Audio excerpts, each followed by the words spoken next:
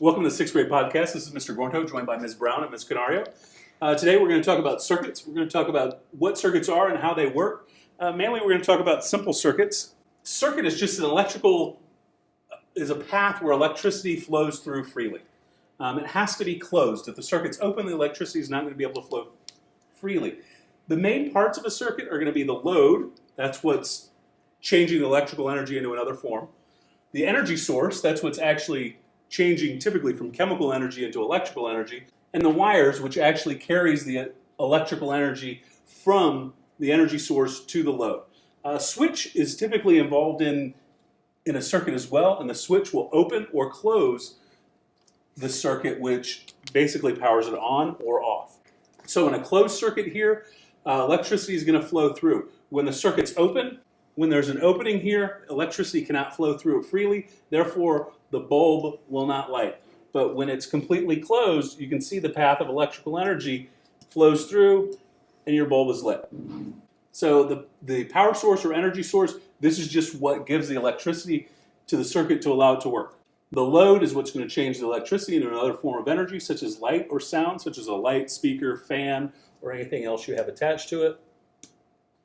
And then finally, the wire is what carries the electrical energy through it. All right, so just one last look at how the electricity moves through the circuit. It goes from the source to the load, through the wires, through the switch, back to the source. And it can go in different orders as long as it's all closed off. All right, so there are two main types of circuits, a series circuit and a parallel circuit. And they're both set up differently and they work differently.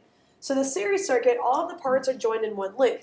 If you look at this one right here, okay, if we were to take the path with this blue marker that the electricity flows, we're going to go in a circuit in one loop, one series loop where the series of lights here are in the same loop. So the electricity comes out of the battery, goes through the wires, goes through light bulb number 1, allows the light bulb to light up because the electrical energy is turned into light. Then it goes through the same path to light bulb number 2, electrical energy changed into light. Through the same path, light bulb number 3, electrical energy changed to light, and then back to the source, which is the battery. If you notice there, we just had one loop. There's only one path to go through. Okay, well, what happens if one of these light bulbs dies? Okay, the light bulb burns, the electricity cannot get through the light bulb. So if the electricity cannot get through this light bulb right here, is it ever going to get to either one of these light bulbs? No, it's an open circuit, so the electricity is not going to be moving because this one light bulb is broken, causing an open circuit, no electricity flowing. All right, so the difference between that and a parallel circuit is that a parallel circuit has more than one loop.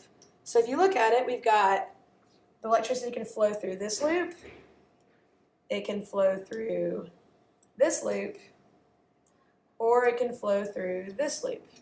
Okay, if you notice, the wires are attached. If you look at it, the wires are attached to each other at these joints. Okay, so let's say that this light bulb right here goes out. Can the electricity still get to this light bulb right here?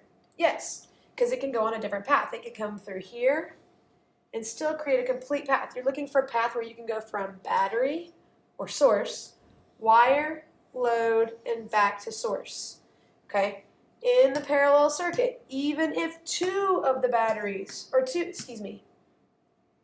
in a parallel circuit, even if 2 of the light bulbs are out, okay, no, you're right, the energy can't move through this direction, but it can still go through this loop, and it allows the electricity to flow through some of the loads, even though some of the other loads are burnt out. The example that we use in this class is the old Christmas tree lights, where if one light bulb goes out, you have to sit there and replace every single light bulb until you can find the one that's burnt out.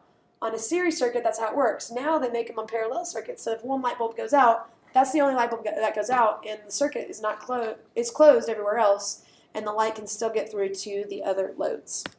All right, so we need to talk about conductors. Conductors are any material that allow an electric current to pass through it. So copper allows electricity to flow through it. We use that a lot of the times in our circuits.